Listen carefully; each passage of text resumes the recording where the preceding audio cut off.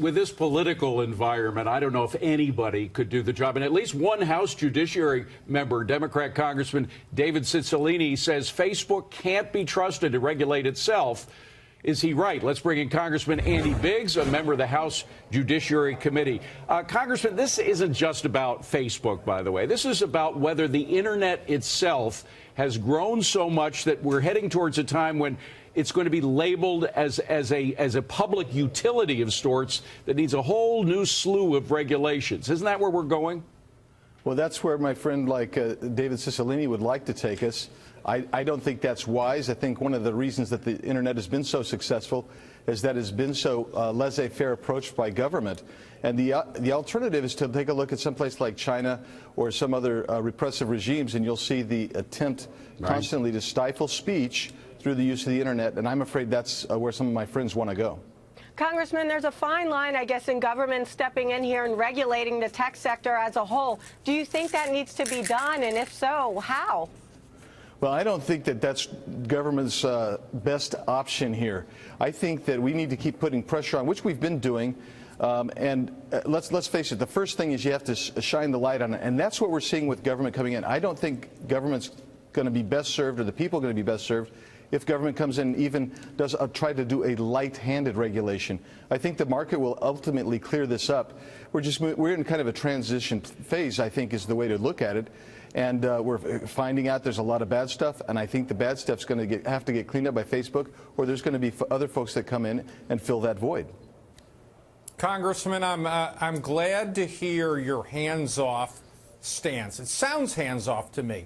But my question is, politicians, just by their nature, you know, they're like scorpions. They always want to sting. They always want to get involved. Are you going to be able to hold back the tide of people wanting to bring Facebook in before a Senate committee and then grilled and stuff like that? Look, I mean, it's a different bringing them in and having them answer why their algorithms are prejudiced against, my position would be they're prejudiced against conservatives. That's one thing to have them come in and explain why their algorithms are doing that and getting commitments. It's something different altogether to start regulating, placing statutes in place where there's punitive sanctions. I think that we can do it in a laissez-faire approach where we just bring them in and say, look, you know, we're concerned about this. This is a public concern. But I think some of my friends across the aisle would rather see us, did you say scorpions? They would like to sting more like scorpions, and I am concerned about that. Congressman James Freeman here with the Wall Street Journal. I guess I'm concerned not just about the people on the other side of the aisle, but on your side as well. I'm wondering if you can give us a sense of how big the threat is that we'll get some kind of Washington deal with big government and big tech creating a federal internet regulator. Well, so you're talking kind of like a fascist type of issue. And well, maybe created in the name of privacy protection and stopping Russian bots and what have you. But is this a real risk, or you think unlikely at this point? I think it's a real risk because it isn't folks just on the other side. You're correct. There are people in my own conference who would like to see something done. I think we're all concerned about what's happening with Facebook and how powerful they've become as a communicator. But I think there's still enough of us who really believe that the marketplace will ultimately be the arbiter here, and that Facebook will have to clean up its act, and they'll have to do it sooner rather than later because there's enormous pressure on them right now. And I don't think Facebook wants to necessarily be regulated unless it's going to help them, and this is where we get into the fascist point, and this is the part that always concerns me, if they're going to make it truly anti-competitive with the regulations that they would seek. Christina speaking right now. Congressman, I'm a little bit confused because I don't know what that threshold should be until you have government regulate. Because look at Myanmar. You had Facebook posts that created the chaos in Myanmar, ethnic cleansing. It resulted in lots of deaths. It resulted in a migration of people. We can't discount that. And has that mean that it's already gone too far? Like, I understand. I don't necessarily agree with regulation, but look at what's happening and the meddling as well in the elections. Well, no, I think you're exactly right, but to be concerned. But let me explain it this way. The argument's going to be on free speech and access. But we regulate speech in certain ways now. You can't commit fraud through speech. You can't commit libel or slander. There are ways to remedy that. You can't threaten. You can't intimidate.